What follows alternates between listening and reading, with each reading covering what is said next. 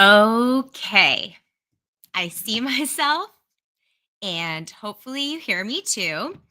Sorry for anybody who's watching the VOD. I just had about 20 minutes of technical difficulties.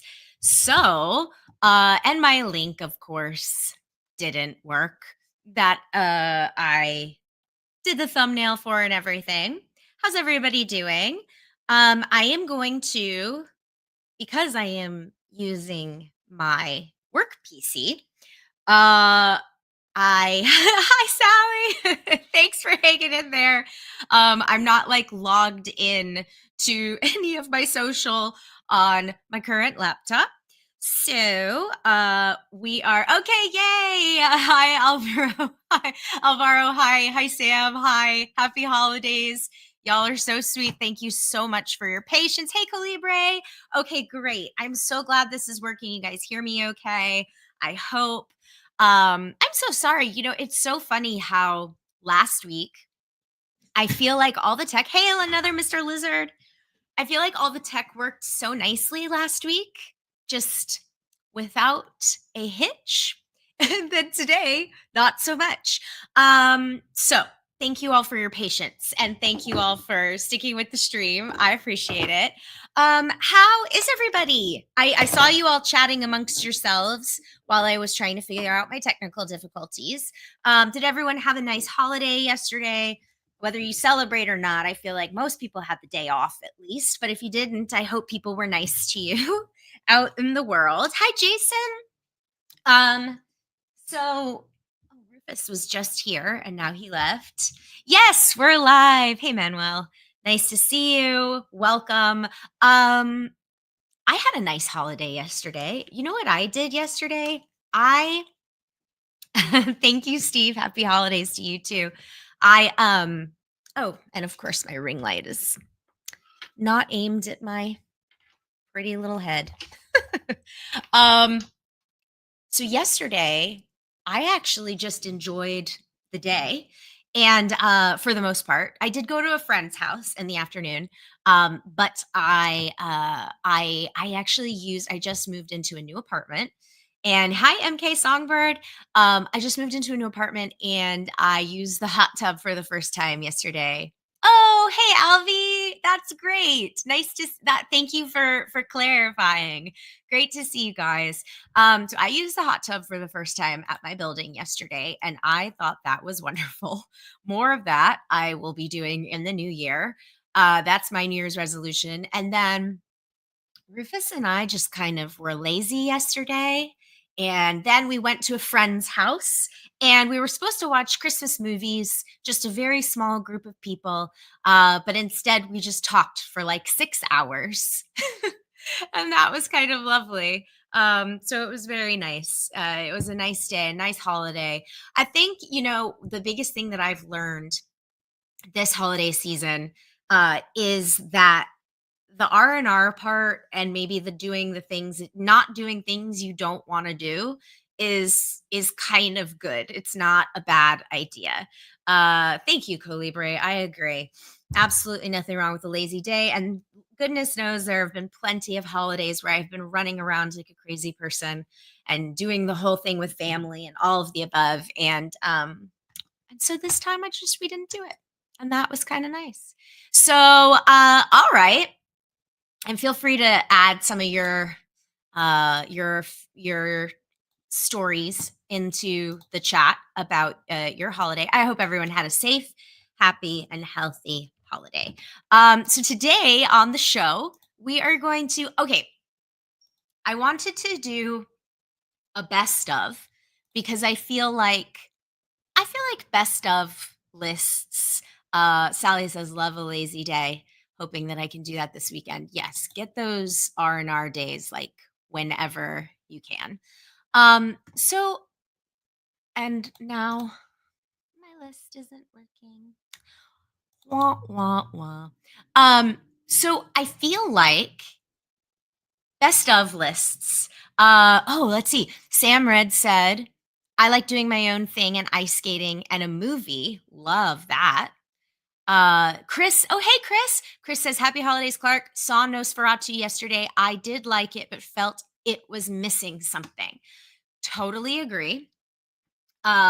Couldn't agree more. In fact, I was on Threads earlier today, and somebody was like, "How would you rank Robert Eggers for movies?" And I think I really kind of came to the conclusion that for me, I feel like all of his movies are very good. So it's not like a quality question with him. It's more just like, what are your favorite parts of him as a filmmaker? And what do you respond to most with when it comes to his work? And then that's kind of how you pick your faves. So I put the witch on top, and then I actually put the Northman next, because even though the Northman is kind of a loose story and maybe it feels like just vibes, it I just think it's different. I think it's different and weird and experimental and well executed. And sometimes I like that.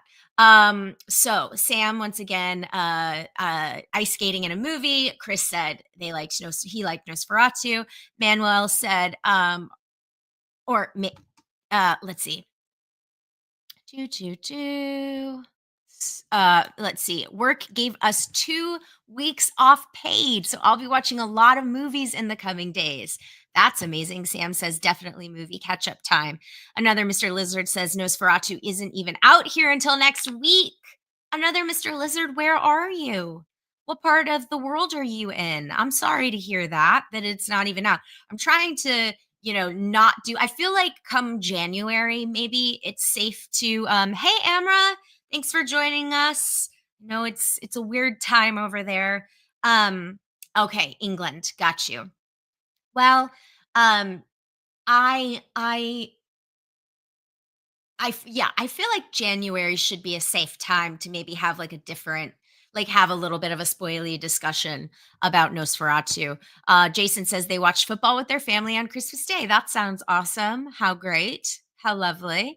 Well, so I wanted to, speaking of catching up on movies. Oh, let's see. Alvi says I like watching Batman Returns for Christmas. That's a wonderful Christmas movie, alternative Christmas movie. Usually by the time Christmas Day rolls around, like I am I feel like I'm burned out on all the traditional Christmas movies, so that's when I start going for like, you know, The Conjuring 2 and Batman Returns and some of the like alt things. I also didn't watch, but this year I actually didn't, the only Christmas movie I watched was Scrooged, and I watched it twice. Hey everybody. Hey there. Let's see. Is it, and again, I'm terrible with usernames, so forgive me.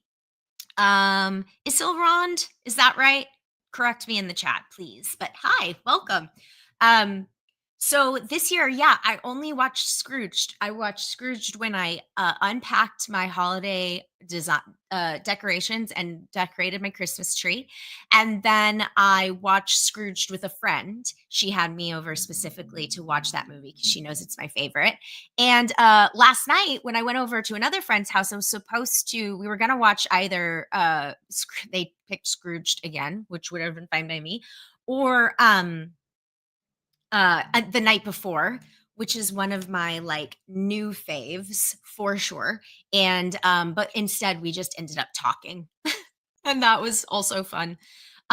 Chris said, convinced my roommate to watch the Bob Clark Black Christmas classic. Wait, was this Miranda, Chris? Uh, let's see. Thomas Matthews says, yes, that's right. Thanks. Okay, great. Thomas Matthews says, what's your 3 top movies you've seen in the 2020s? Mine are Licorice Pizza, Oppenheimer, and After Sun. Oh, those are good ones. A movie that I absolutely loved this year, A Real Pain. Oh, that's on my list of things to see. Films that make you think about life and love and everything in between. They just mean the world to me. Sam Red said, I watched Black Christmas for the first time this year. Really, Sam Red, what did you think?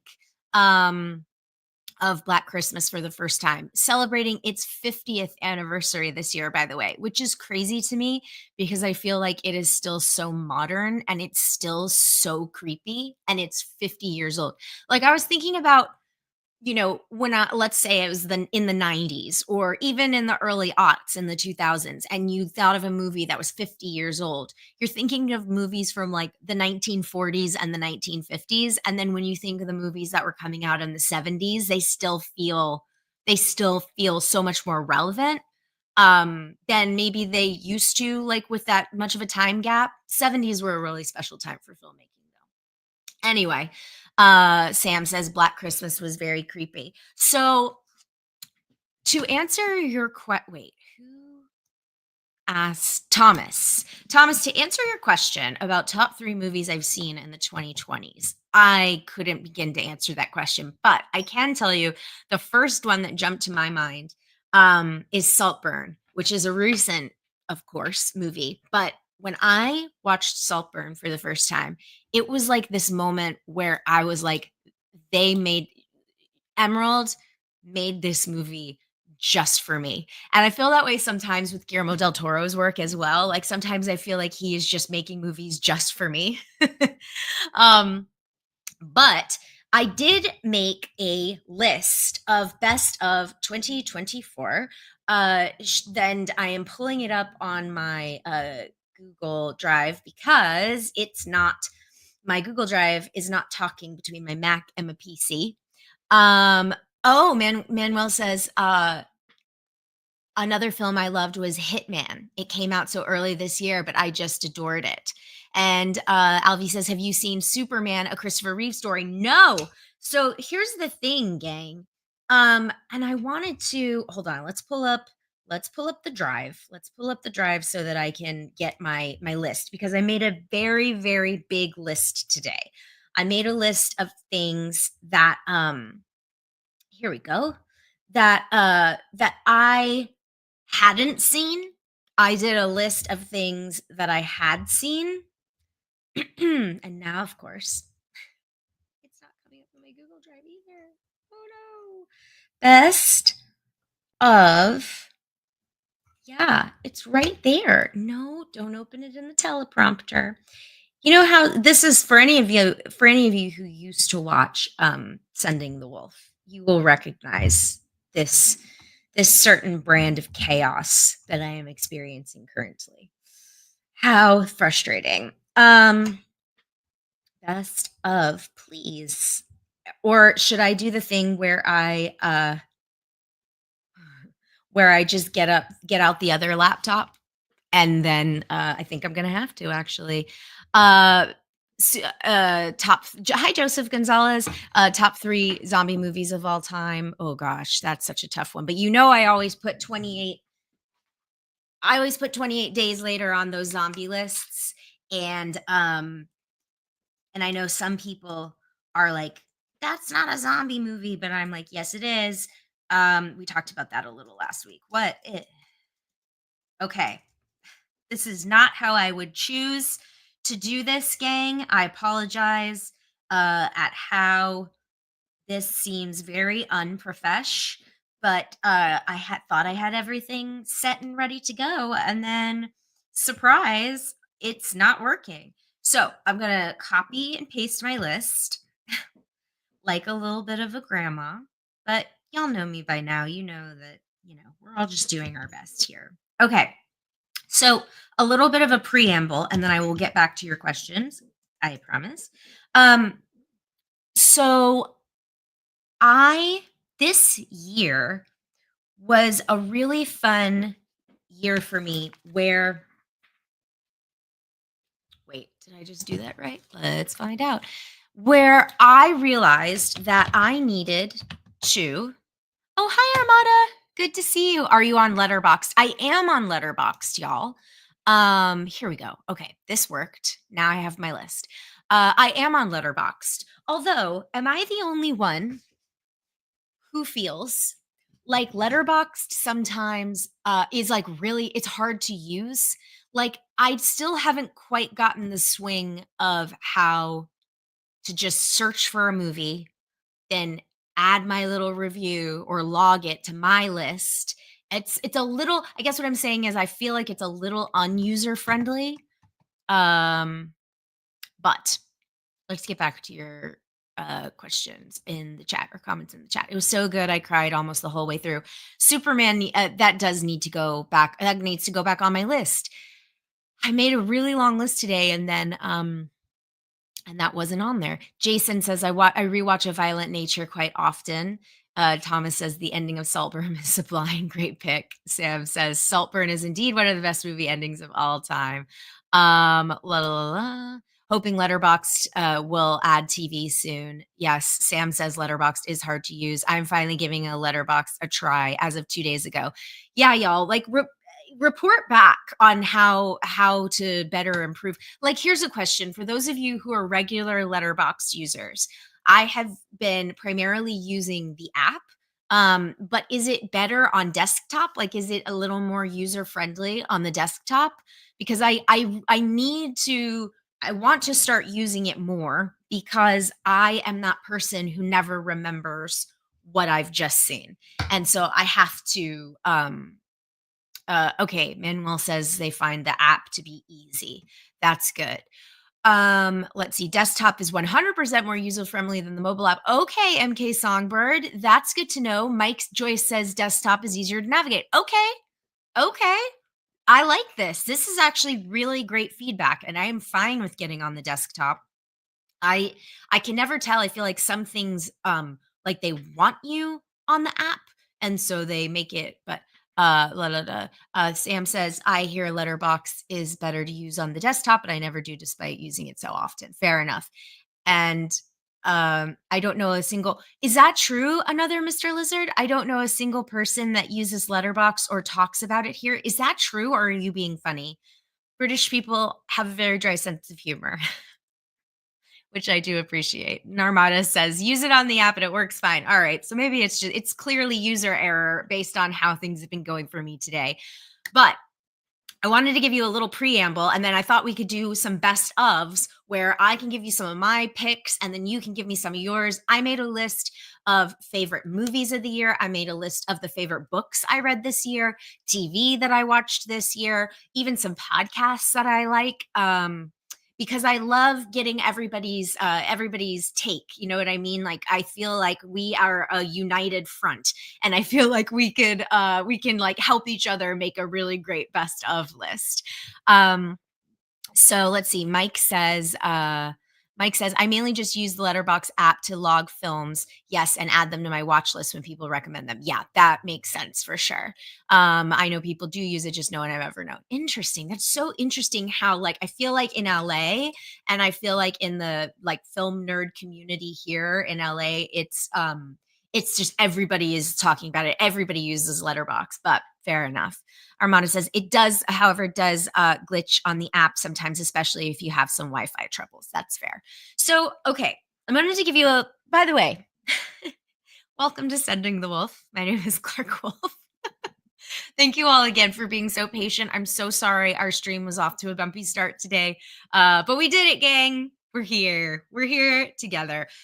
Okay, so let's talk about 2024, the year of pop culture, because one of the things that I wanted to do, is expand Sending the Wolf. Yes, of course, we're always going to talk about movies.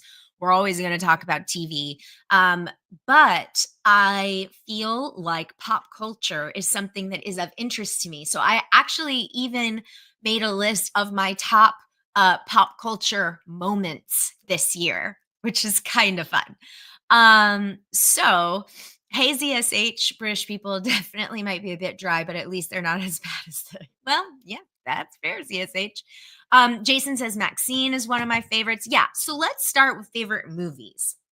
Have you all, yeah, time to restart that list. I know, Colibre. So do you guys make a year end list? Because this is the other thing. I know some people who take this very seriously, not even like from a professional standpoint. They like to go on their personal social medias or they like to like compile a list. And it's very important to them. And I have never really done that. So So yeah, this year has been a little interesting for me to say the least. Wolfgang, I love it. Oh, that's really funny, Armada. How have I never heard that? I'm not even being sarcastic. I've never heard that. That's really funny. Um, Chris says, still updating my list, but right now I have The Substance, Honora, A Real Pain, and Civil War in my top 10. Oh, wow, Civil War came out this year. Are you kidding? Of course. That needs to go on my list too. Wow, we've already added my list of two C's. So okay. Just to give you guys, I'm a list listening. Same, Amra. Sally says, I only make the best of lists for books, but I've been creating a bookish content for a while now, and I work as a bookseller. Okay, well, that makes sense for sure. And I'll tell you guys, this was the year that I actually had to kind of choose to fall back in love with movies.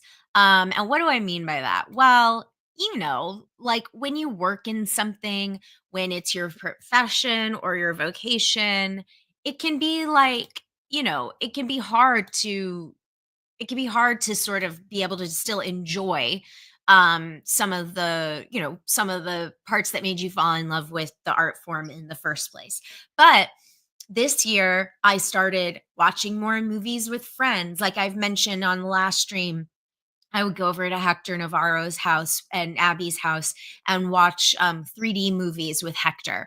And I forget if I mentioned this, but it started last year, actually. Did I tell you guys? Well, of course, I didn't tell you the story. So last year, 2023, when Fast X was coming out, I had never seen a Fast and Furious movie. So, hey, Richard, great to see you. So I called Hector and I said, Hector, will you watch will you rewatch the entire Fast series with me? And of course, he said yes. That's why I went to Hector in the first place.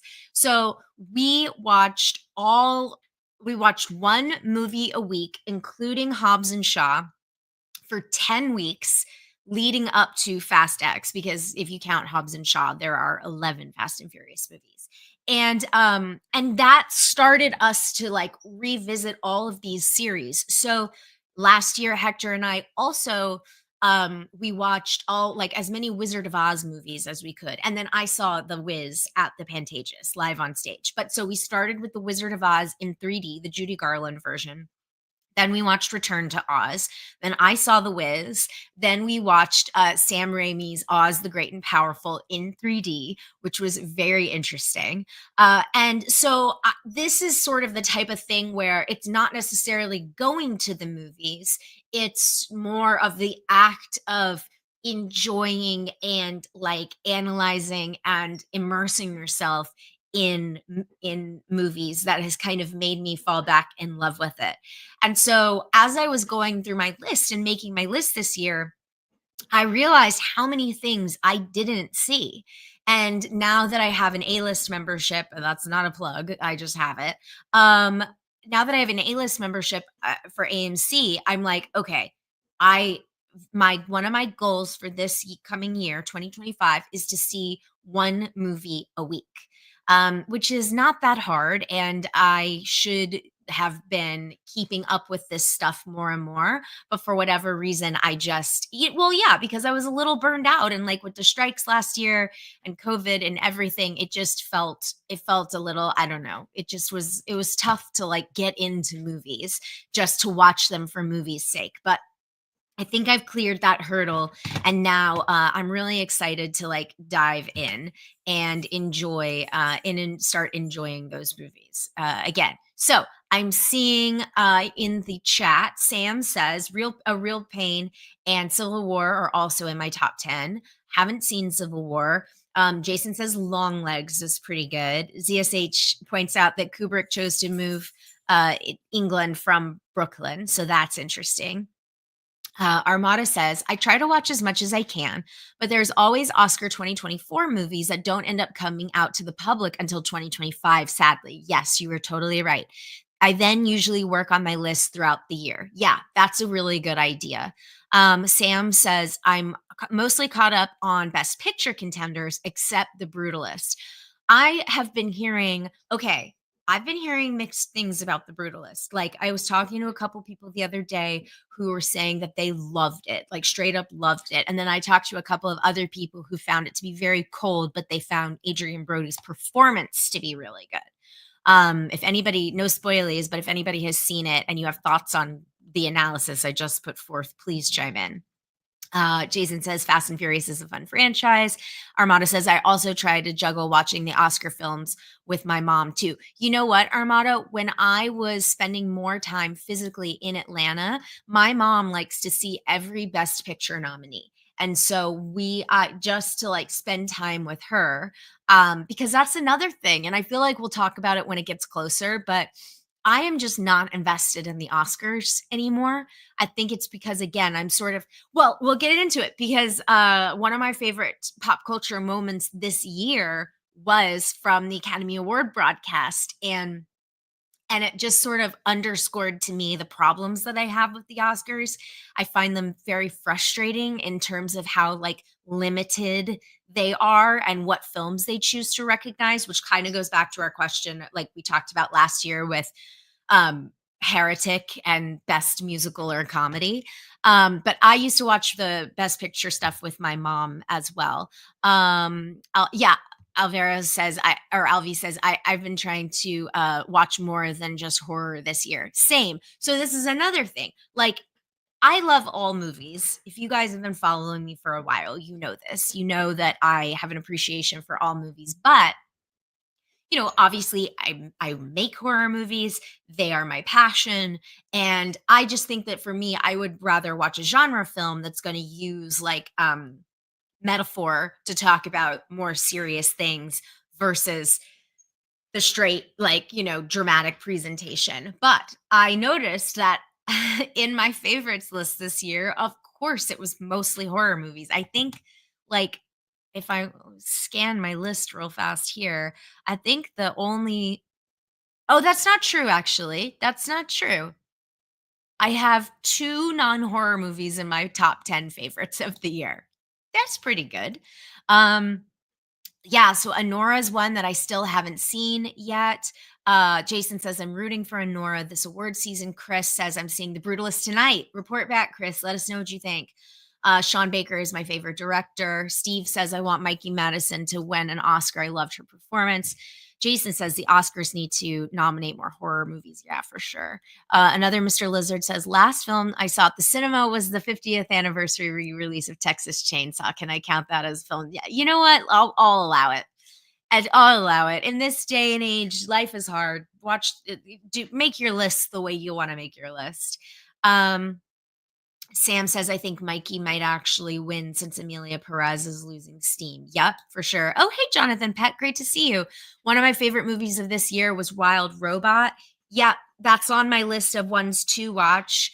Manuel says, favorites of 2024 Gladiator 2, Saturday Night, We Live in Time, Joker 2, Fall Guy, Hitman, Honora, A Real Pain, Goodrich, and Conclave. You wanna know what's funny? I've seen 1 of those movies, and it's Gladiator. I was out of the loop. So, I also should clarify that my list here is my favorite things. I am not saying these are the best movies of the year. I am just saying or TV or this or that because I recognize that my scope is very limited. So, especially for this past year. So, that's my little caveat. Sam Red says The Substance might actually get nominated, which would be a historical moment for horror. Yes, that would be very cool. I don't know if it's going to get nominated for Best Picture, but I do think Demi is going to get nominated. But I wonder, and what I'm wondering is if Coralie is going to get nominated for director or if she's going to be nominated for screenplay.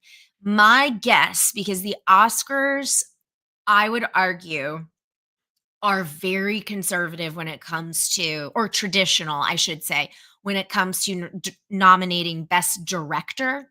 Like I'm sorry, I think Greta Gerwig should have been nominated for Best Director for Barbie. Like, that was wild that she wasn't nominated, but of course she was nominated for Best Screenplay. I feel like that's kinda how they do it now, and so with Coralie, I wonder if she will get the Best Screenplay nomination. And I feel like it allows the Oscars are so traditional, but because The Substance won Best Screenplay at the Cannes Film Festival, maybe they'll feel like they can get they that it's okay. It's a weird thing. Um, I see a lot of TV this year. I did make a list of some favorite TV. Manuel says, I still have to see A Complete Unknown, The Last Showgirl, and Nosferatu. So I did see Complete Unknown, and I did see Nosferatu. Oh, but I haven't seen The Last Showgirl. Rats, I keep forgetting. Like, a lot of this stuff, there's just were it's so weird because it feels like there were a lot of movies this year. Like, it feels like everything is so, it's, like, dispersed throughout, so many streaming platforms, and the theatrical releases are so small that it's kinda hard to keep up. Let's see. Wait, I just saw I like watching the Fangoria Chainsaw Awards. Yeah, those are always good. Pamela Anderson might get an Oscar nom. Love seeing actors have their second coming. I agree that I love seeing actors have their second coming, but I think that the Oscars are going to play it safe with their big, the big five, because frankly, they always do. And I think the best thing that could have happened to inclusion over the last handful of years was expanding Best Picture to 10 nominees. But gosh, I mean, it's just like they really can't help but be so overly traditional over the other nominations. Sam says, I just saw A Complete Unknown today. Gishgali says, no way she gets a nom for directing. The Academy is never going to understand and appreciate how carefully she handled the tone of the substance. I agree. I agree, Gishgali. I don't think that she's gonna get recognized for directing, which is too bad because, like, again, but I do think screenplay is on the table. Thomas Matthews says Eggers must be blacklisted by the Oscars. Makes no sense that his movies never get nominated when other mediocre films get in. It was a poor year in general. You know, I was thinking about this actually because I've been thinking about Nosferatu a lot, and I intend to go see it again this week. But I was thinking about if it would get recognized for like makeup or cinematography, um, or and because it's focus features, maybe, and they released it at Christmas time, like maybe it has a chance to sneak in some of those other awards. But I don't think that I don't. Yeah, I mean, again, somebody who Robert Eggers is a director who is he is a craftsman, and I look forward to seeing more throughout his career. But gosh, I mean, like, talk about not being recognized. I don't know. I don't think The Lighthouse is necessary. Well, was The Lighthouse nominated for um what's it? Cinematography or a lighting or any technical last award or technical awards? Um Chris says still upset Tony Collette didn't get nominated for Hereditary. Oh my gosh, Chris. Agreed. Sam says I think Eggers might get recognition soon the way Sean Baker is this year. Maybe. Yeah, maybe.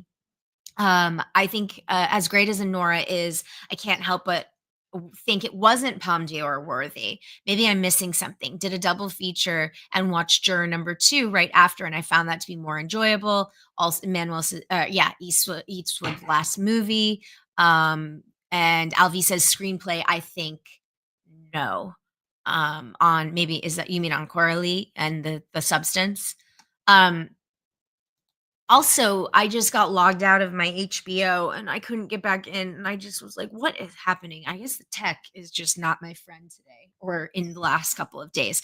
Okay, not Lighthouse was nominated for cinematography. Okay, that's what I thought. Which rightfully so. So maybe Nosferatu will sneak in there because gosh, the camera work and just everything was really stunning.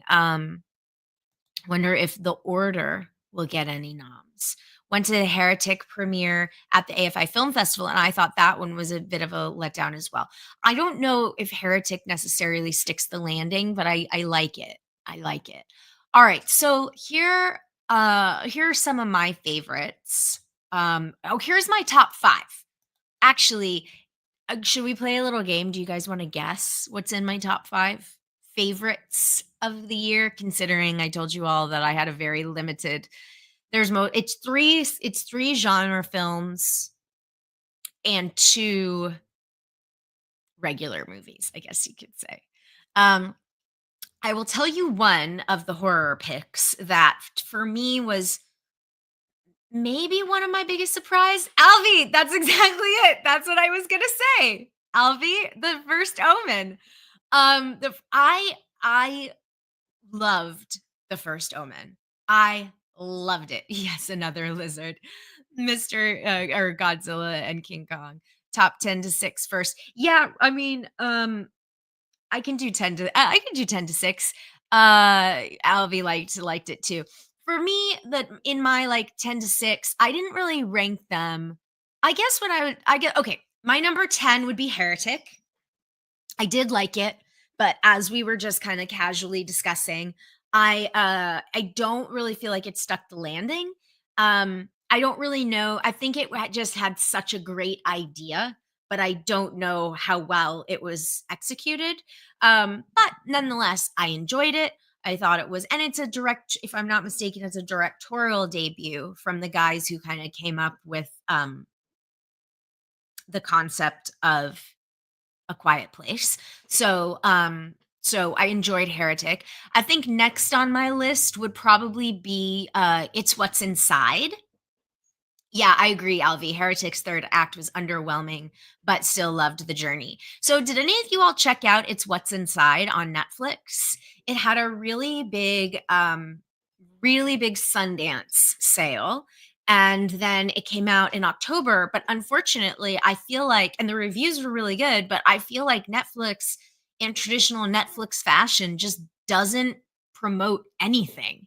And so I didn't really hear a ton of people talking about it. MK Songbird says It's What's Inside was a blast. Alvi says it's on my list. Yeah, my friend Kate Andrews was actually the producer on that movie. And so I got to see it very early. And I really, really liked it. Sam Red says It's What's Inside was so fun, like Bodies, Bodies, Bodies meets Freaky Friday. Yeah, it's great. For those of you who haven't seen it, seek it out. It's on Netflix. It is from Greg Jardin, and it's a great cast of not unknown actors, but like it feels like that ensemble is just all stars in the making. And what's so fun about body swap movies, and I won't say any more than that, is that it gives the actors an opportunity to just really showcase like their chops. Really, really, really enjoyed it. So, Abigail. I haven't seen Abigail, but I do love Dan Stevens, another Mr. Lizard. Okay, so and then Armada brings up the second Exorcist movie that Russell Crowe did. So, and it is called The Exorcism, and I watched it a week or two ago because I was very curious. For those of you who don't know, it was written by M.A. Fortin and his partner Josh Miller, and Josh also directed the movie. And Josh Miller is the son of Jason Miller, who plays Father Karras in The Exorcist, and who unfortunately died very young. So this was basically Josh sort of wrestling with his family legacy, wrestling with the lore around The Exorcist, and so Russell Crowe plays an actor who is starring as one of the priests in an Exorcist reboot. So it toes that line of like it walking right up to the Exorcist copyright, but then not quite going over the line. And I thought the idea was really, really great. and I know Mark and Josh personally, and I haven't seen them in a very long time. But I went to the same high school as Mark, and Mark's sister and I did theater together, and we were very close friends for a long time. So I do know them, and I think there's just a fascinating. Like, I love that Josh had this opportunity. I think it's really, really fascinating and really cool. So but I don't know if the movie, like, again, I don't know if it really sticks the landing, but great concept. Okay, my number 7 was The Substance. So I like The Substance. I didn't love The Substance, but I really, really, really liked it. And so it's in my top 10 for sure. Um, but I thought that, just it kind of like we were talking about in the chat, I felt like Coralie handling, the way she handled, the tone and this just like crazy world, was really, really awesome. And I think it was such a unique film. Um, so yes, that's what I would say. I'm seeing Did you like the third act in The Substance? Hey Lowell. So Jason says, did you like the third act in The Substance? Lowell says, the substance effed me up. So here's the thing with the third act of The Substance. Um, I felt like it actually was quite appropriate for the trajectory of the film up until that point. Like, I did feel like it earned the craziness.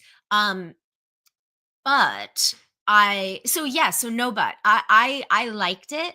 I kind of felt and but it was a bold swing. It's a big swing. Like, it's a big swing to go so gonzo, to go so crazy, to go like, and but also at the same time, I do think the movie is intended to be a dark comedy, first and foremost. And so, unlike Heretic, I like that it is nominated for Best Musical or Comedy at the Golden Globes, because I think it is a comedy. That said, I totally understand if the third act is not for, certain people. Jason, did you not like it? I'm curious. It sounds like maybe you didn't, but, um, let's see. ZSH says, "Oh, that's interesting. Shout out to A Beautiful Mind. Still a masterpiece." Well, yes, and we were just talking about Russell Crowe, weren't we? Oh, that's a good question, Sam. What else could the third act of The Substance had done? That's really interesting. Lowell says, as a man, I feel like The Substance was playing to my male gaze in the first half, and then it punished me for it in the second half. That's funny. And I think that's right. Okay. So that's number 7. The next one for me at number 6 is going to be Oddity. So we might have talked about it very briefly last week, but I've talked about it on Doug Benson's show, and I might have even talked about it on Christian Harloff's podcast. But have you all seen Oddity, or have you heard about Oddity? So I'm seeing a lot of people shout out uh Late Night with the Devil. Alvy mentioned The Devil's Bath. These are all Shutter movies, or released on IFC Shutter. Thomas Matthews says, damn, haven't heard of these. That's okay. Listen, honestly, like, that was also part of what I wanted to do with this, is while we're talking about favorites, like, it's not necessarily the best movies of the year, but they're my favorite movies of the years, and then we can, like, all kind of exchange our lists and talk about them in the chat. So I love that that's what we're doing. But this is so that we can make our own, like, get some new recommendations. So Alvi says, ooh, I love Oddity, and MK Songbird said really liked Oddity too. Yeah, I really liked it. I loved the visuals. I thought it was really well told. It's not like, for me, I felt like, okay, yeah, I know where this is going. I kind of knew what the secret was, or like what the relationships were going to be, very quickly. But at the same time, I loved the way that we told the story, and the performance from the lead actress. So I won't spoil anything. This is a movie from, I want to say, England. I don't think it's Irish. So this is a movie from England. It's a small supernatural story that is now currently in the US, streaming on AMC Plus and Shutter. And The lead actress plays dual roles. She plays twins. So this woman, she and her husband are like renovating this property out in the countryside, and the woman is there by herself. And this man comes to the door and says, "You're not alone in there. You need to get out." And she trust him? Does she not trust him? And then she ends up dead. So from there, we kind of are experience in the so then we have she has a twin sister who is blind, but she runs an oddity shop, and she kind of has a second sight. So that is our premise, and so she ends up at the location where her sister is murdered. And the question is, who killed her? How did she kill her? It's this great image of this doll. It's really, really just I thought it was great. I thought it, and it again, I don't think any secrets. Like I don't think you'll necessarily be surprised by the twists and turns, but I do think that they are fun. It's like a fun, and again, the visuals just so strong. Um, let's see. Lowell says I'm gonna have to check out Oddity. Um, let's see. Alvi says, I saw Oddity a week apart from Longlegs, and I feel like Oddity was more my speed. I also love the director's other films, caveat. Yeah, I want to watch the director's other movie, or other movies, because I was so impressed by his visual style. Like I really I in fact like screenshotted a couple of images and like made notes because I always try to take notes about visuals that I love, and he had a bunch of them in there. So Armada says gonna watch Oddity sometime soon. Uh, Manuel is talking about Challengers. That's in my need to see list. Um, I definitely wanted to. I wanted to see it, and I just didn't. Um, do, do, do. Uh, Gishgali says, I was messing around on the internet while I watched Oddity. I remember at one point I saw the wooden figure and couldn't figure out where it had come from and why no one was bothered by it. Yeah, well, to answer your question, it's they make a big to do about it and people are bothered by it. Yeah, so maybe you just missed that part because you weren't looking. That's fair. If you loved Oddity, you'll love Caveat. It's creepy. Awesome, Alvi. I'm adding that to my list for sure.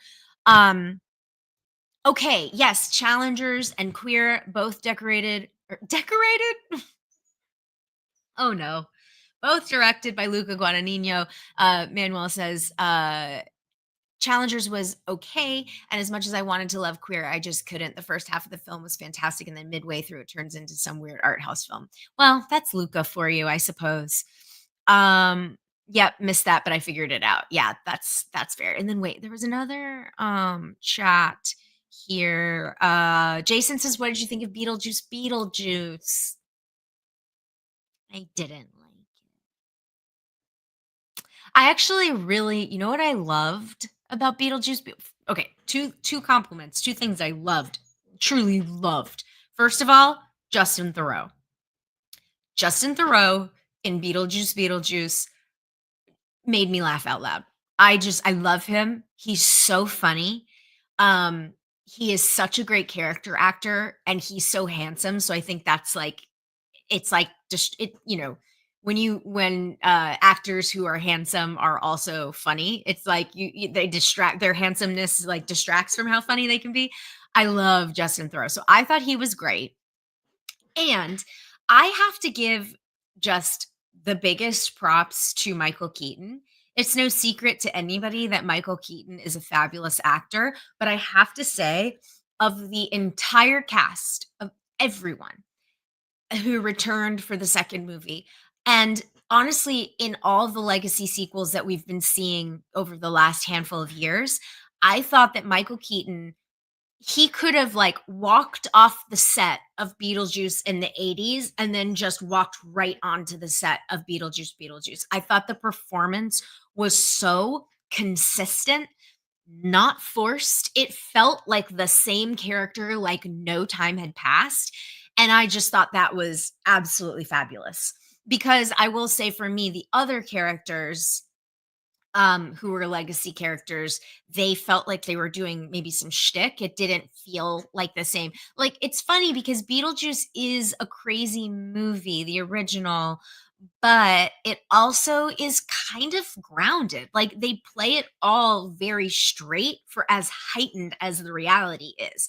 And I think that might have been the thing that was not working for me, maybe.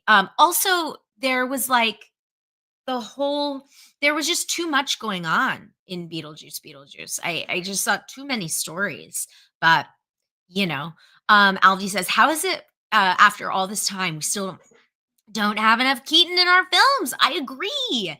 I think it's just that he doesn't want to work. I think he truly is just very selective about what he does, which is fair. He's earned that right. But I gotta say, like, he is just he's an incredible actor. Okay. So I think that's my top. Oh, and then my to rounding out my top 5 at number 6. Wait, what did I just say? Oh no, y'all. Rounding out the top 10 through 6 at number 6 is Nosferatu. So even though I didn't love Nosferatu, I really liked a lot of Nosferatu, and I think once I see it again, I will maybe appreciate it more. I love Bill Skarsgård. I think he's so talented, and I don't want to say anything about what was maybe lacking for me in Nosferatu because I don't want to give any spoilies. It's not even out in the UK, as another Mr. Lizard said. So I will, but I really liked it. It is my number 6. Um, let's see. Chicago Gamer says, "Did you check out the new werewolf movie?" I have not seen it yet. Chicago Gamer, did you like it? I've heard some of the transformations are awesome. I am so well. Next week, I'm gonna do a preview show for 2025, like movies specifically, what's coming out next year that I'm very excited for. But Lee Winnell's The Wolfman, which comes out in January, is like it's way up there. It's way up there. And I know for all of our cinephiles in the audience, like it used to be that if a movie came out in January, it was not good. Now, January and early February is a very popular and very financially lucrative time for horror. So I don't it's Wolfman being there is not a commentary on the quality. In fact, I'll tell you guys, this is our little secret, okay? I was talking to somebody at a holiday party last week or 2 weeks ago who is working on finishing up The Wolfman and said it is great. And you know what? I don't doubt it. Lee is such a smart writer. I know he didn't write it, but I'm sure was involved in the development of the script. And of course he did direct it. And I'm so curious, for those of you who don't know, Lee Winnell also Lee Winnell wrote and directed the Invisible Man movie that came out in early 2020 with Elizabeth Moss.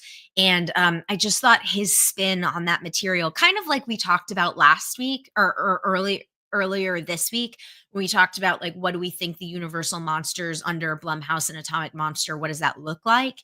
I think his Invisible Man is a really, really good example of what we can expect from this new crop of Universal monster movies. And I think Lee doing Wolfman is kind of right on par. So Jason says, "I'm going to see Nosferatu on Saturday." Chicago Gamer says hasn't seen it yet. Lowell's seeing Nosferatu tomorrow. Alvy says, "What are some of your expectations for Wolfman?" Another Mr. Lizard says, "I'll give it a go, but the list of good werewolf movies is not a good one." Uh, MK Songbird brings up Toxic Avenger. Sam got to see the Wolfman trailer drop at New York Comic Con.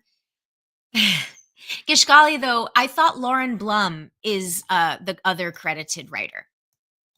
Should we check it out? Let's look. IMDb. Ooh. IMDb.com.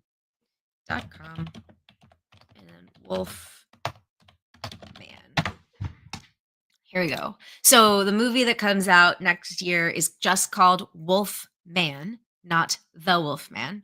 You're right. You're right, Gishgali. I don't know why I thought Lauren was a writer on that. What am I thinking of? Yes, I know them, Gish golly. Not to be like that. I know Corbett, a little. We're not besties. I don't wanna be weird. But I did know that she wrote it. I thought that she wrote it with someone else. So what do I know? So anyway, Lee's a great writer. Lee's a great director.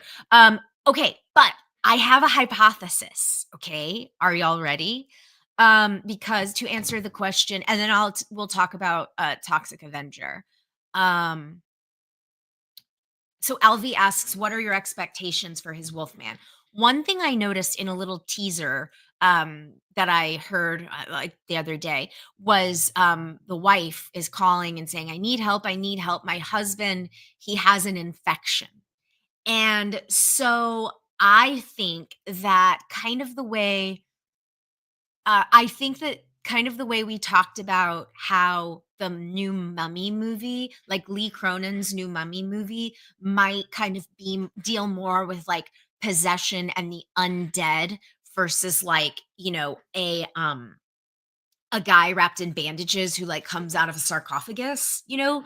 I think maybe this version of the Wolfman is dealing with the bite or the wolfman of it all, the transformation, as like an infection, as a virus maybe. I had thought, and chat please correct me if I'm wrong, but I had thought that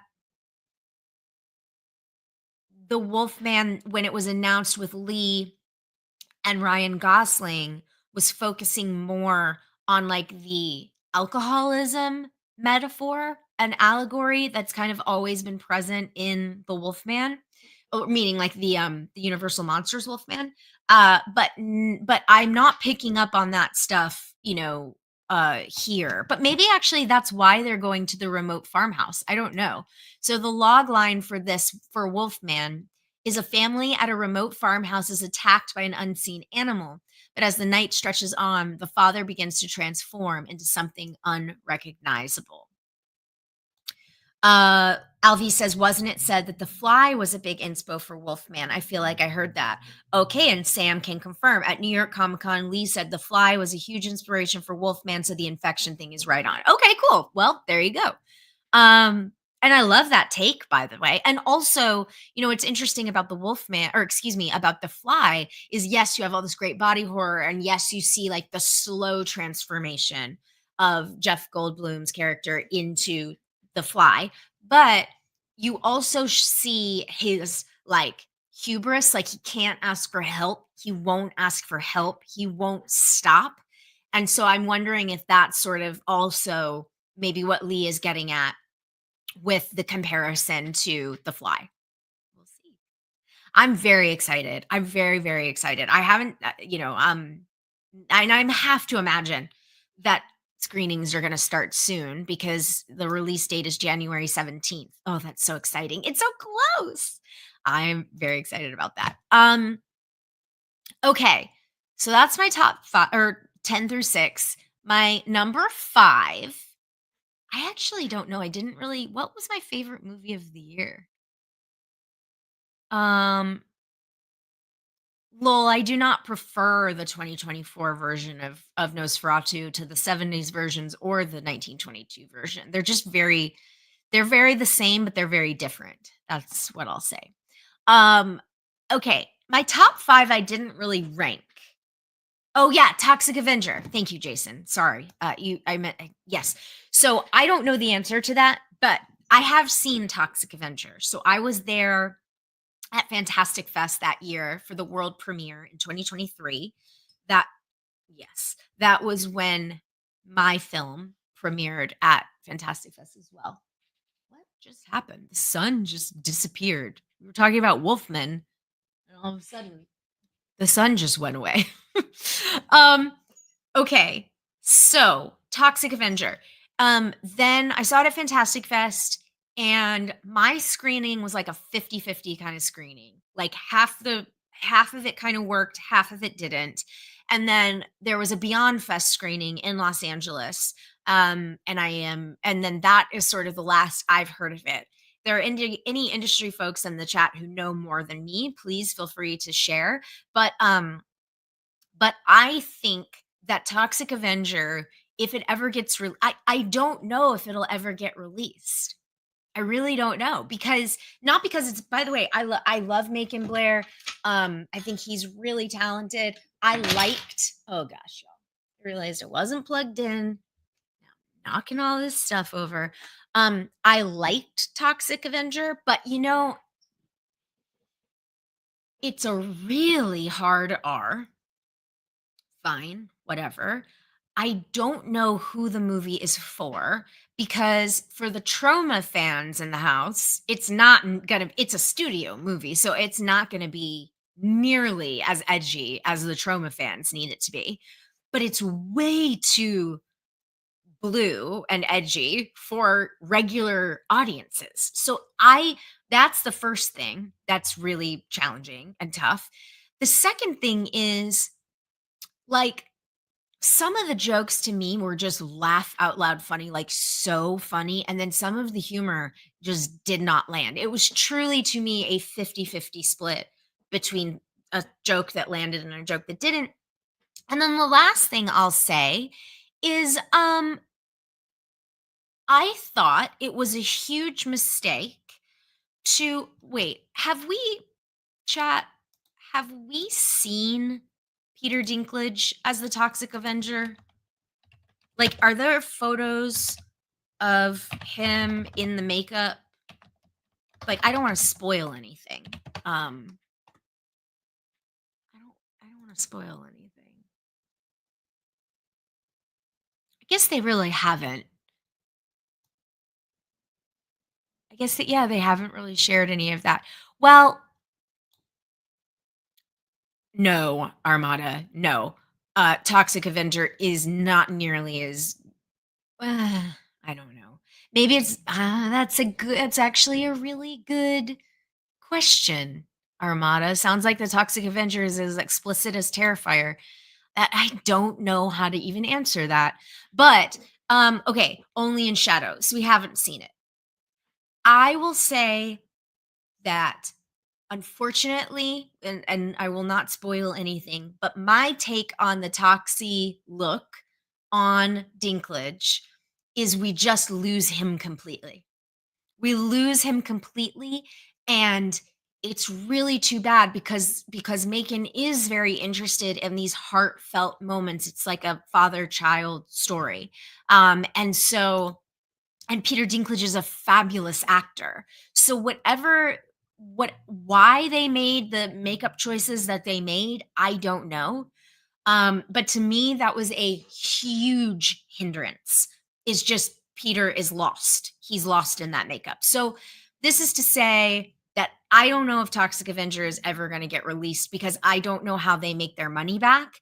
And I also don't, I think the reviews were so mixed that I don't know if any streamers, like it's a legendary movie. So I don't know of any streamers that would pick it up. So I don't know. It's a fascinating case study of a time in between 2020, like COVID happens when and people are just like investing. It's just and then they pick up production during COVID or like after things open back up. It's just such a weird time where we don't make movies like that anymore. So very, very strange. Very, very strange. Wasn't Alvy says wasn't Salem's Lot remake in a same position. Salem's Lot remake was I think actually again, this is speculation. I think it was not the same situation. I think Warner Brothers um was considering they had it and I think they were saving it to go straight to streaming because they were really pushing Max. And then David Zaslav came in and changed the strategy. So then this movie is sitting on a shelf, it's finished. And I think The studio cared more about salvaging their relationship with Atomic Monster and the players involved, that they didn't do the thing where they take the tax write-off, but then Atomic Monster certainly left anyway, and now Gary Dauberman's deal is at Sony. So, again, pure speculation, but I don't think it was the same thing, as Toxie. I think it's just very, very, very different. Okay. And also to answer your question, Jason, I don't recall 100%, but I think Lloyd Kaufman does make an appearance because he was there. He was there at the screening, and, he is in the movie. He has a little cameo. That is correct. Okay. Da-da-da. Dune Part 2, by the way, I have not seen. It's on my list. I was trying to watch tried to sit down and watch The Penguin the other day, and I was kicked out of my HBO Max. Um, I'm literally getting dinner in Morristown, New Jersey right now, where Peter is from. Oh, that's so funny, ZHH. It's like, what a synchronicity. Um, another broken lizard or another Mr. Lizard. Broken lizard? I've got Sam Levine on the brain. Another Mr. Lizard says the shame it'll never come out. I also just don't know about these trauma. Like I don't know about these trauma remake ideas. Like who are they for? Um, and I don't know if it'll never come out. I don't know that. I just don't know what's gonna happen. I don't know. And I think after it screened at Beyond Fest and it didn't have an announcement or it didn't have a sale, like, I think that's not a great sign. Okay. Yeah, Amra, Hollywood seems to no longer, to care about Hollywood seems to longer care about making money back. Budgets are insane. Yeah, I agree. I think they need to chill with these budgets. They're way too high. They're way too high. And we talked about this a little actually on Monday's show, like the idea that you cannot clear the bar. You know what I mean? You cannot succeed because the bar is so high. It is impossible. It has to be the biggest thing ever or it's a failure. And I think that is just such a short sighted mistake. ZSH says maybe James Gunn should step in and save it then as a former trauma alum. That's the other thing, like, I feel like the Toxic Avenger movie was probably and Gishgali, you may know, or someone in the chat may know, but, I feel like Toxic Avenger was a 20 to $30 million movie. So I don't think anyone's just stepping in and you know what I mean? Like, it would need a studio or a streamer or somebody to, like, legitimately buy it, and I don't know if Legendary can take a lower bid. I don't know. We'll see. I will be curious about that.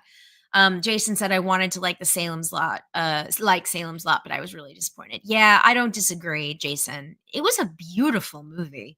It was a beautiful looking movie. It was just so rushed. For those of you who are interested, back in October, the October 31st Halloween episode of Nerdist's podcast Laser Focus. I was the guest, and our topic of discussion was horror adaptations, book to film adaptations. And we kind of, Salem's Lot had sort of just come out. So it was very fresh in our minds. And Kyle Anderson, the host of that podcast, is a huge Salem's Lot book fan, and I am not. However, it made for very interesting discussion. So if you are interested in that, check it out. The podcast is called Laser Focus, and it's a Laser Focus, and it is a Nerdist podcast. Let's see. Toxie was their best bet. It was more than just a trauma movie. Also a kid's card. Exactly, another Mr. Lizard. Okay, let's get into the top 5. I didn't even say any of them. I haven't ranked these, but I guess my number 5 would be In a Violent Nature. I saw it in the chat. I saw it was mentioned a couple times in the chat. I loved In a Violent Nature. I loved it. And honestly, y'all, I really thought that I would not like it just because I'm not a huge slasher person. Well, that's not true, actually. I'm trying to make a slasher movie right now. I've come around more on it, but that's what I'm trying to say. I'm not a huge Friday the 13th person. That is the distinction that I think is important. And so I thought the device of just following Art Killer, um, I thought they handled the structure of that movie and adhering to the idea that, like, we know the beats of a Friday the 13th movie. You've got the cold open, in the small town. You've got your first kill, then you've got the kids that come in from out of town, set that up, then you start picking them off one by one. You got the lore, all of it. And so what I loved about In a Violent Nature was if you know those beats, if they are so ingrained in you like they are in me, I could follow along and know exactly what the other side of the scene was. And I thought that was so cool. Um, the kills are practical effects are incredible. Um, but I will say, and I won't spoil anything, but I am in the group of people that really bumped up against the ending. So I what I didn't like is that I felt like it broke with the format. That's all I'll say. I don't want to like spoil anything or color anyone's opinion. But I felt like it broke with the format, and the format was so like it just was working so well.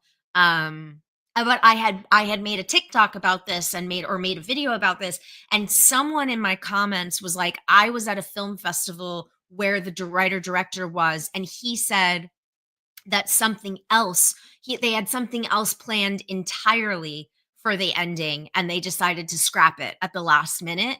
And so I was like, oh well, that's interesting. Um because it really does break with the format. But that said, In a Violent Nature 2 is officially announced. So I have a feeling we're going to get some answers about that final little sequence. So yeah. Jason says In a Violent Nature gave me Friday the 13th vibes. Absolutely. Alvi says, I think I have to watch it again. It underwhelmed me in theaters, but I still enjoyed it, just not as much as I thought I would. Here's the thing, Alvi. Like again, I don't begrudge anybody not. This movie is very specific. Like I know a lot of people kind of say, "Oh, well, it's just a guy walking around." But what I found so interesting and compelling about it, in addition to the structure, which I found to be just a stroke of genius, especially if, like we said, those movies are ingrained in your brain, but I thought the sound design was absolutely like I know that sounds silly, but for me, the conversation is like, "Oh, how could you like it's so boring. It's just a guy walking around." But for me, what made it not boring was how intricate the sound design was. So it always felt like something different was going on.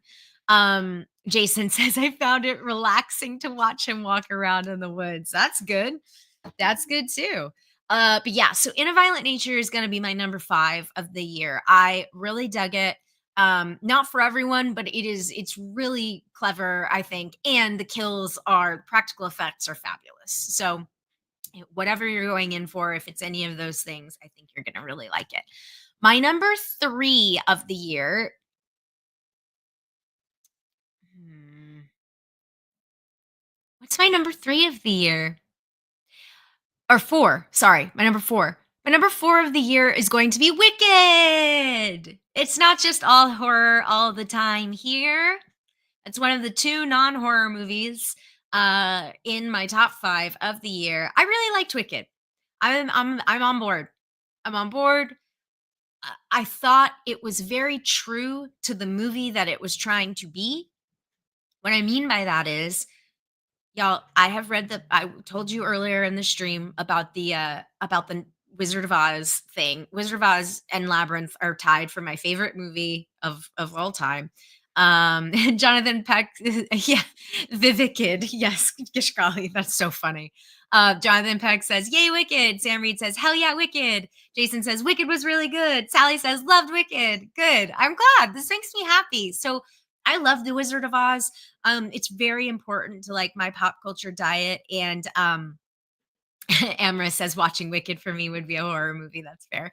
And And so I've read the book, and just by chance, I happened to be in, I saw Wicked in previews on Broadway. The original cast, before it even opened, I had incredible seats. It was just a wild thing. So I'm like, love this material. I love the material. And so when I say that I think they stay very true to the movie that they wanted to make, I think that Wicked could have easily been stayed true to the stage musical and been a PG-13 movie, with made it a little scarier. You know, for a lot of people, The Wicked Witch of the West is like the first horror movie, or, the first big movie scare they've ever experienced.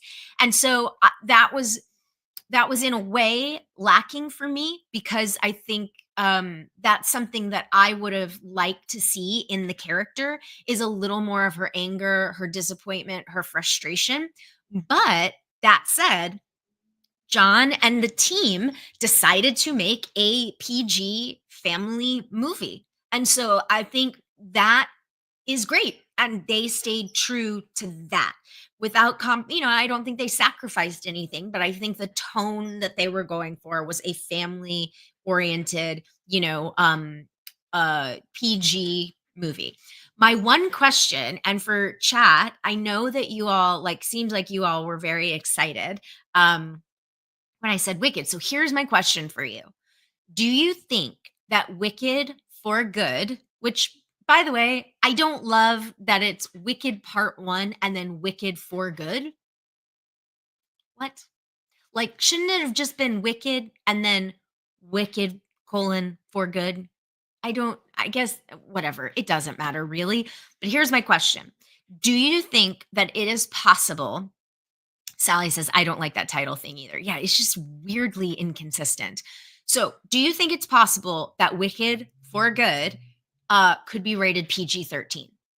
Because I'll tell you this, I am not one of the people who thinks that Act 2 isn't as good as Act 1, because I like all the scary stuff. I like this part. I don't want to spoil anything. I know it's a book, I know it's a show, it's been out for 20 years, you can see it, whatever. I don't want to spoil anything for people who don't know. But I mean, what do we think? Like, do we think that Elphaba is going to be a little scarier in part 2? Right? Like, I kind of feel like the material lends itself to be a little scarier, but PG-13 doesn't necessarily mean that it has to be horrifying, right? But this is where the Elphaba that we got to know kind of presents as the Margaret Hamilton Wicked Witch of the West. So I don't know. What does chat have to say? Lowell says, I think it has to be PG-13. Sally says, I think it would be fun for it to be PG-13. It's certainly scarier, and I can see them leaning into that. Nas says, Wicked Folly Dieu. Yeah, well played. Well played. Yeah, and then I think I got, yes, another Mr. Lizard says, Wicked 2, Electric Boogaloo. Absolutely. Jason says watching Wicked in the theater was a great experience because the audience was so into it. Yeah, I agree. I agree. Seeing it in a theater with an excited crowd is really, really fun. Just going up through the chat, I see John Darius says, big fan. Hi. So happy to see you back on YouTube. Thank you so much. Love hearing your thoughts on everything. Are you excited for Superman? So, John, we did a huge Superman talk on Monday. We talked about the trailer, we talked about people's impressions, we talked about how I was wrong on Christian Harloff's show when I said very briefly that I don't know if people want a Superman, and then I was totally like, do we need it? I was totally wrong. So I would encourage you to check out the VOD from Monday, because this is a twice a week stream, baby. But thank you for being in the chat, and thank you for the kind words. Another Mr. Lizard says, Return to Oz was the last thing I saw set in that world. Well, much to be desired. Alvi says, I have to see Wicked. I also want to see Return to Oz. So when I was mentioning earlier that Hector and I went through like a lot of Wizard of Oz movies, we watched Return to Oz, and I had never seen Return to Oz all the way through because even as a kid, I loved Wizard of Oz so much that even as a kid, I was like, this isn't right. I don't like this, you know? So I didn't, it's not that I was scared of it. I didn't like it because it wasn't Judy Garland. So I watched it and didn't it was one of those things where I was hoping that it was gonna be like, "Oh my god, I can't believe I waited all this time to see this insane movie." But for me, it was more of just like, "No, this is a bad movie for a reason." But to each their own. For some people, that's their earliest scares, the wheelies and the heads in the cases, and it's a electroshock therapy. It's a weird movie. I mean, it's wild that it happened. It's wild that it's Disney, but it is not wild to me that that man never directed a movie again. I don't think it's a very good movie. Is the um, let's see. ZSH says seeing David Bowie in concert a few times before he passed is something I'll yeah, love Labyrinth, love David Bowie. Jonathan Peck says, I think it's possible to see the city of Oz or Shiz U as one of the Universal parks. Oh, I would love that. Love that for possible lands or attractions in the future with soon to be opened Epic Universe Park. I love that, Jonathan Peck. Your from your lips to God's ears. I tell you what. Jace, we talked about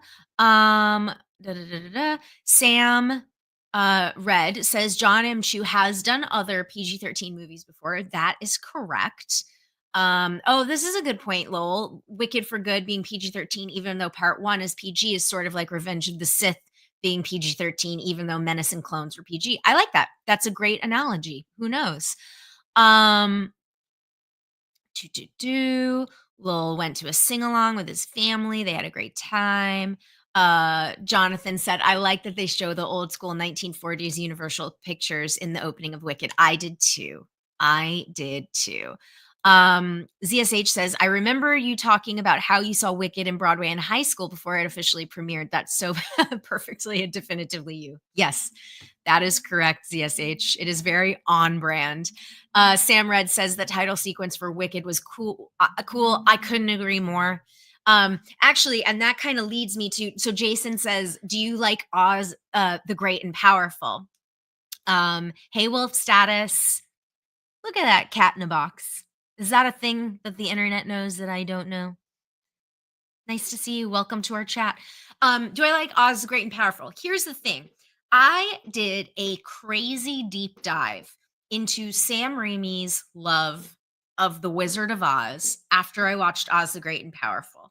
I read a bunch of articles because so apparently, and not to be that person and do the plug, but um one of my reward tiers in Patreon, the $20 reward tier, is an episode basically of Wolf's Call, where you guys pick the topic or the movie, let's say the movie, not the topic. And I do a deep dive into like the context, the history, the making of. We do clips. Like I used to do this on my Twitch channel or on the Fear HQ Twitch channel.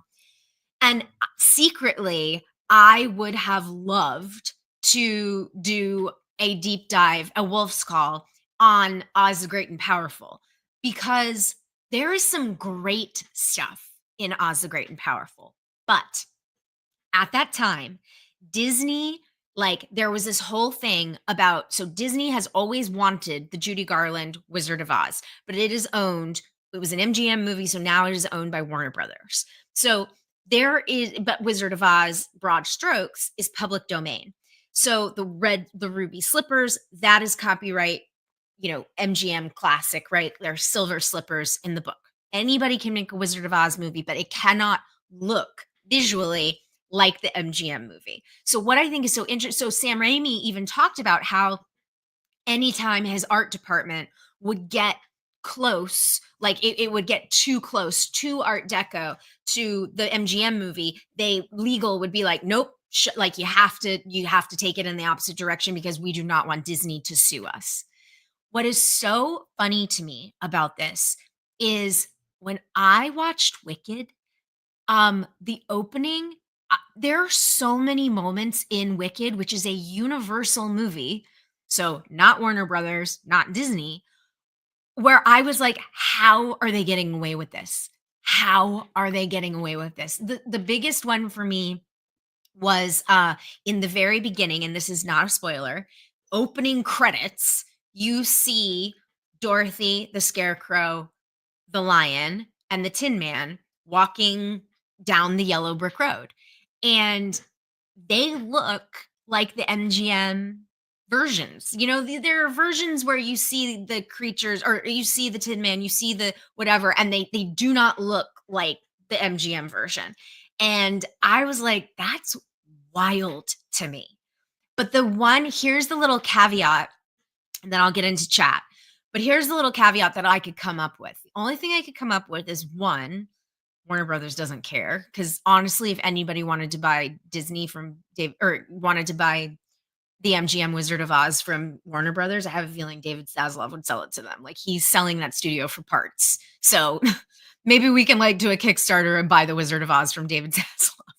But the one thing that I think maybe protected Universal is parody law. But tell me what you think about that. I feel like the parody is why they were able to sort of legally get away with it, whereas obviously Oz the Great and Powerful, not a parody, an adaptation of that book. Or the books. So to answer your question, Jason, it's a long way to get to. Some of the stuff in Oz the Great and Powerful, I think, is very good. And then some of it I think is not good. But what's interesting is Sam Raimi, even at that time, talked about how, Disney, he kind of wanted to make it just a little scarier, make the danger just a little more. And Disney said no. So it's like, it seemed to me that Sam Raimi and Disney wanted to make different movies, which I think is too bad because I think a PG-13, Wizard of Oz adventure is okay. Um, and yes. So anyway, that is my spiel. That is my like soapbox for all of these things. Um, okay. Let's see what chat says. Lol, I do not know the answer for you about Nessa. I don't know. And I don't want to speculate because I don't want to spoil these for anybody who might not know. Oh yeah, Sam, that's a good point. Yeah, yes. That's a very good point. Yes, Gishgali, the deep dive will feature a minimum of 30 tabs because this is a subject I am very passionate about. Lowell says the fact Warner Brothers owns the rights to the Judy Garland film makes sense. The slippers were wicked. Yes, that's right. Although in the popular scene, you'll notice that Glinda takes a pair of red shoes and clicks them 3 times and then kind of throws them, and it was very cute. I love all the Easter eggs. So don't get me wrong. Like when I'm talking about is not Easter eggs, it like that. It's like specific references to the movie where you're like, I don't know about this. Also, I've talked for 20 minutes about Wicked, and I have not said how wonderful Ariana Grande is. Of course, they're all great. Which, by the way, I didn't even get into my pop culture moments, but Jonathan Bailey as Fiyero doing Dancing Through Life is in my top moments of the year. I love that number. I think that number is incredible. I think it is fabulous. And Jonathan Bailey, I don't watch Bridgerton, so he was a surprise to me. Just what a delight. What a delight. Okay. Sally says, I wondered that too. It's so interesting. Did they just pay $1 million ahead of time for that? I think they just did it, Sally. I think they just did it. Let's see. Can there be Romeo and Juliet in Wizard of Oz clothing? I don't know about that, Wolf status, but I don't know. I don't know. Say more. Say more. Jonathan Peck says the original books and illustrations are in the public domain. Correct. MGM, Warner Brothers owns the right to the 1939 movie. Correct. Anybody can make a Wizard of Oz movie. Correct. But they can't legally come close. Correct. So that's what I was saying, Jonathan, is that I just felt like some of the stuff in Wicked was so like, that's what I'm saying is I don't know how they got away with a lot of things, but whatever, who knows? Sally says Dancing Through Life is so good. Sam says Dancing Through Life has the grand scale visuals I expect from John M. Chu, especially after In the Heights. Yeah.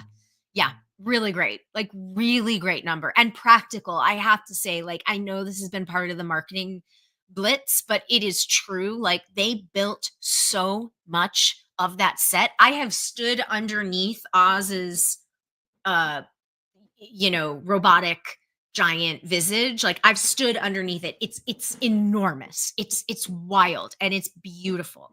And of course, they were talking a lot about how he they planted 9 million tulips and all of that. Okay, so we talked about Wicked.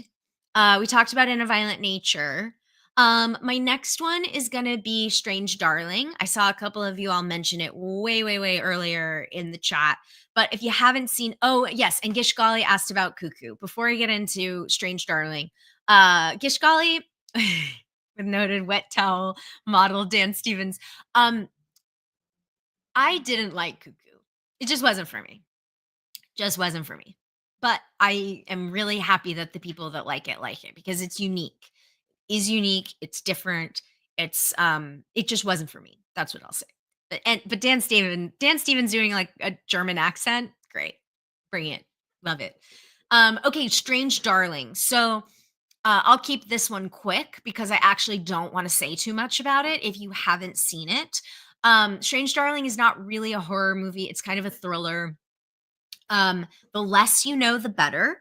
And I had the opportunity actually to see the world premiere of Strange Darling at Fantastic Fest. Funny enough, because it wasn't really a hot ticket. But I remember JT Molnar was there, the writer director, and because it was during the strike, so the actors couldn't be there, unfortunately. The strikes, I should say. So the actors couldn't be there, unfortunately. But Tim League, who's the creator of Alamo Drafthouse, came out and he was like, "This movie, meaning Strange Darling, was my pick this year. I was the one who said Strange Darling needs to play Fantastic Fest. This is a Fantastic Fest movie. We want the world premiere of this." And so JT kind of gave a little spiel, and I was kind of like, okay. And then the movie opens with a woman running at the screen, kind of like Texas Chainsaw Massacre, like through a field. And this is, I'm going to be completely honest, that is one of my pet peeves. I hate it because I know I'm like, I know what you're doing. We all get it. And then now we're going to tell this non-linear. Oh, okay. And then there were chapters, and I was like, this movie is just, that is strike two for me. And then it was my favorite movie of Fantastic Fest. It was so good. I loved it. Loved it, every minute of it. The performances were great. MK Songbird says Gallner and Fitzgerald are fantastic. And yes, can't believe Giovanni Ribisi was the cinematographer. Yes, you read that right. You said that right. You heard that right, everyone. Giovanni Ribisi, the actor, was the cinematographer, and they only shoot on film. JT was very specific about saying, I only shoot on film. And they met at a convention about film in Hawaii, if I remember the story correctly. Just like absolutely fabulous, like just so good. So if you can, listen, Strange Darling is a small movie with incredible performances, and it had a small release. And I think that if you're interested in supporting different kinds of film, like different filmmaking and indie filmmaking, I really think that Strange Darling is one that you should seek out. I like this comparison a lot. Jason says Strange Darling reminds me of Pulp Fiction with its non-linear narrative. I totally agree, and it makes perfect sense. It totally works, and any hesitation I might have had in the beginning, it won me over 1000%. Truly one of my favorite movies. It was my favorite movie at Fantastic Fest, and now that it finally came out, it's like my number 3 of the year. I loved it. Let's see. Andrew Thomas says, "Hey Clarke." Hi Andrew, good to see you. Christmas was good. Mike Joyce says, "I'm so glad I went in blind to Strange Darling." Yes, 1000%. Lowell says, "I'm gonna check it out." Yes, happy Boxing Day to all who celebrate. Jonathan Peck says, do you think a possibility for Wicked might win Best Picture at the Oscars? I have a feeling that Universal will have a strong marketing campaign for it, just like Oppenheimer last year. I actually, you know what, Jonathan? I do. I do think that Wicked has a real chance at being the Best Picture winner this year. Um, I don't know if there are any like clear front runners right now. Please tell me, chat, if you know differently. But I think it has a real shot. And look, it's a big Hollywood movie. Like you pointed out, Universal had a huge year with Oppenheimer last year. They had a great Oscar campaign, and I think that people really like John and they like Cynthia and they like Ariana. I think Ariana Grande, anytime I talk about Ariana, it's almost like I don't want it to ever seem like I'm taking away from Cynthia Erivo, but Elphaba is the lead of the movie. And Cynthia is incredible. She is an incredible singer. She is an incredible actress. She is a force. Like we stan. I think that Ariana Grande created something. Yes, there's so many wonderful nods to Kristen Chenoweth, which I love, but Ariana Grande was so in her element in that role. Whether we knew it or not, I thought she was magnificent. Just her voice, she's so funny. She one I have to say, John M. Chu, I love him. He has directed a couple of like comedies, and just God bless you, John Chu, for being able to direct comedy. Like capture it on film. There are so many movies that I watch where these directors do not know how to shoot comedy, and gosh, he just like that camera loved Ari and loved the way she did jokes, physical comedy, all of it. He directed the hell out of that movie. The fact that he was left out of the Golden Globes Best Director is insane. Don't even get me started. Anyway, I'm already started, obviously. Okay. Mike says Ariana stole the show. Lowell says Cynthia deserves an Oscar nomination. Sam says, I think they both will get Oscar nominations. Mike says, I had no idea she could act. Gishgali says, because of Wicked, every week my mother complains about Ariana because of the donut incident. Yeah, that was not Ari's finest moment. That was not her finest moment. That is fair. Okay, Strange Darling. So moving off of that, I don't want to say too much, but again, if you take any of my advice about movies, seek out Strange Darling. I think it is absolutely worth it. And again, those performances are just fabulous. My number 2 of the year is also a non-horror movie, and it is The Apprentice. I loved The Apprentice. I thought it was fabulous. I thought the acting was incredible. I I think obviously because of who it is based on, there's implied controversy. But what's so interesting is I think Sebastian Stan handles that work with such care. Like he is so. I do not believe that this is a caricature. I think this is a portrait of a real person. And I think that Sebastian Stan does not judge like this character that he's playing, which is based on a very real and very powerful person. And yes, I mean, Mike Joyce says it was spectacular. Jeremy Strong absolutely should be nominated. Jeremy Strong, just I know the media likes to give him a hard time because of the goofy like with the stories out of Succession, which are not even really that bad, all things considered. Like Jared Leto made people carry him to the bathroom for Morbius. You know what I'm saying? You're just like, what, dude? But I think Jeremy Strong is an incredible actor, and he was great in that part.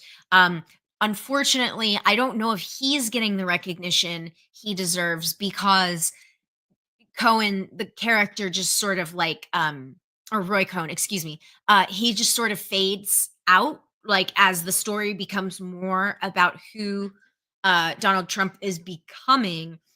Roy Cohn kind of fades to the background. So unfortunately, Jeremy Strong's strongest stuff, I think, is in the beginning. And then of course he has some really powerful stuff towards the end. But because it's sort of told in three acts, it's like that's my one ding on the movie is that it's just not consistent throughout, but that's because we're talking about three chapters in someone's life. So Sebastian Stan is incredible. I just like between Pam and Tommy and of course the Marvel Cinematic Universe and this and Fresh. If any of you haven't seen Fresh, I think he's great in that. Like I just think Sebastian Stan is one of the I just think he's one of our best actors right now. He's so good. Yes, so Lowell brings up Actors on Actors with Sebastian Stan.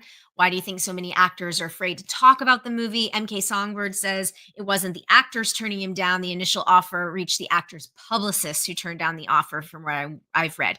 Yes. So when Sebastian Stan was speaking on the panel, where he kind of revealed this information, that's sort of what he was saying was like the publicists are just so scared or nervous to have anything be taken out of whatever they feel like it's such a hot button issue that the publicists wouldn't let their clients come near it, which I think is just too bad. And I'm glad that I believe, if I'm not mistaken, Sebastian Stan was invited to the Actors Roundtable that was part of LA Times. I think it's called The Envelope. But he was included in that. But yeah, I couldn't believe that they didn't try harder to find another actor because he absolutely deserves to be having those conversations. It was one of the best performances of the year. Um, let's see. ZSH says I watched Ari and Sam and Cat with my niece and nephew. Then just seeing her impersonations on SNL blew me away. I was totally sold on her after that. Yeah, I mean, I've always thought she was a really talented performer. I've always thought she was very charming, very funny in interviews and on SNL, of course, but just she is so talented. Just so talented. Um and so okay, my number one movie of the year. Well, my favorite movie of the year. Uh Nothing tickled me like The First Omen. That was a movie I just was sitting there with a smile ear to ear. Like, as you all know, if you watched any of like Fear HQ, I love Richard Donner's The Omen. If I want to like remake The Omen, as in like do a sidequel where we just stay with Kathy, the Lee Remick character, while Gregory Peck is like off on his adventures and she's just stuck in the house with Damien. I'm like, what is that story? Can I please watch those scenes? But The First Omen was I Alvi says it perfectly. The First Omen was such a great surprise. And you know what, y'all? Part of the reason I want to point this out and I really want to celebrate this movie, first of all, I think Arkasha Stevens is like just the director, fabulous. Really did some great work. But I want to point this out because 20th with Alien Romulus, with Prey, the Predator, the Predator sequel, or prequel rather, The First Omen. They are doing such great stuff with these legacy titles. They are letting real creative visionaries take these properties and do cool stuff with them. And I think for as much as I loved Prey and as much as I loved Alien Romulus, I think that and I love Fede Alvarez and Dan Trachtenberg is such a talent. I think that The First Omen needs to be in that conversation with those as well. Um, I just loved it. And to Mike's point, they said that they would have liked it. He said they would have liked it, but gosh, y'all, I'm sorry. He said he would have liked it more if he saw it before Immaculate. Well, Mike, did a double feature. I did Immaculate and then I did The First Omen. I watched those suckers back to back. And I tell you what, no disrespect to Immaculate, they two movies can exist. They're doing different things. They have similar themes, obviously. But I got to tell you, man, I just I just loved The First Omen. And there's a shot in The First Omen where my jaw was like on the floor when I was thinking it is a birth scene, and this is an R-rated movie, and we just get an actual close up of a birth canal birthing a demon. And I was like, this is a Disney owned movie. Like Disney put out a wide release with a demon crawling out of a lady's birth canal. I mean, unbelievable. Just, I was like, it was amazing. Mike says, oh, yes, that's quite memorable. Yeah. But I just couldn't believe that this was in a wide release movie. Oh boy. It just made me so happy. It made me so happy. So yes, I love it. Jason asks, where would you rank the first Omen in the Omen franchise? Honestly, another reason I 1000% loved the first Omen as much as I love the Richard Donner movie is because it feeds right into the Richard Donner Omen. So, I mean, I think that the original, like, you can't have the first Omen without the Omen. I just watch them back to back. Like, they're really wonderful companions, actually. And I think that's something, like, I'll say, and then we'll wrap up. But like, one of the criticisms I had of Apartment 7A, which I thought was such a brilliant idea. I don't know if you can see over my shoulder, but Rosemary's Baby. I love Ira Levin's Rosemary's Baby, and the film is actually very close to the book. So I love the character of Rosemary Woodhouse. I just love Rosemary's Baby. So that said, when I found out that they were doing a prequel movie about Terry, the girl that is living with the Castavets when Rosemary moves into the building, I was like, what a brilliant way into the Rosemary's Baby universe without just having to straight remake it again, because that never works. So that said, I was so disappointed in Apartment 7A for that reason, meaning um the continuity does not work. The continuity doesn't work at all with respect to the Rose when Rosemary meets Terry, and then when Terry is found having jumped or fallen out of a window or been pushed out of a window. So this is to say that in a year where the first Omen did it so well, played in the sandbox, dealt with some really powerful themes, great storytelling, visual storytelling, and beautifully dovetails into the iconic and classic original horror film. I was so disappointed that Apartment 7A just threw the continuity like right out the window. It was a big missed opportunity for me. Um, so let's see. Since Disney owns the Omen and Damien is technically the Prince of Hell, does that make him a Disney prince? Yes, it does. Was it a Jackal's birth canal? I guess you'll have to see the movie. Wink, wink, wink. All right, y'all. Let's see. Any other greatest hits here? That's my top 10. I prepared so many other things. Love True Detective Night Country. Really enjoyed Baby Reindeer. I know that this is not a popular opinion, but I am going to say it. Some of the acting in Monsters, the Eric and Lyle Menendez brothers story, or the Menendez brothers story, some of that acting was absolutely astonishing. Javier Bardem was nominated for Golden Globe. If he doesn't win, I'll be shocked. He's Javier Bardem is incredible. You know, I think it's episode 6. Episode 5 or 6 is one take. tour de force acting performance. The show is uneven. It is trash, but that middle ground, that middle of that show is haunting and harrowing and so well acted and so well told. I hate that I like the Ryan Murphy shows as those shows as much as I do, but the acting is just fantastic. Okay, those are my favorite TV shows. I haven't finished Interview with the Vampire season 2 yet, but I'm sure it will be at the top of my list. And yeah, some of my favorite discoveries this year, what or moments of this year. I'm Just Ken at the Oscars, truly one of my favorite things. Uh, let's see, what else did I love? I love Chapel Roan's music. That was a fun moment and in pop culture. An honorable mention to Weird Al and Will Forte covering Hot to Go. If you haven't watched that, it'll make you smile. If you need a little pick me up, that was wonderful. Jonathan Bailey's Dancing Through Life, we talked about.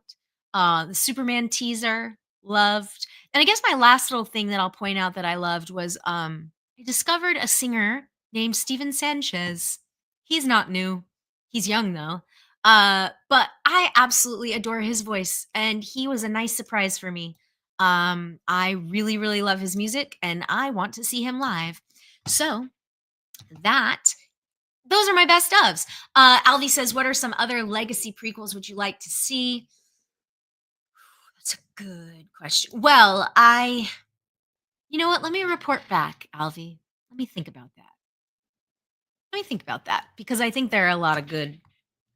Oh, well, you know what I actually really like is the it's not so much a legacy prequel. Yeah, so Nas says the Exorcist reboot. Um, I would love to see a sidequel where we just spend time with Chris McNeil in the house when they're up in the when the camera and the exorcist takes us up into the room with the priests. Chris McNeil is in that house. Like what is going on there? And then same with oh my god, and I just had it and now I lost it. Just had it now I lost it. But yes, book recommendations. Yes, Gishgali, for sure. So none of these didn't come out this year. These are just books that I discovered and read this year and I really enjoyed. Echo by Thomas de Havolt, or I'm saying his name wrong. He's Dutch.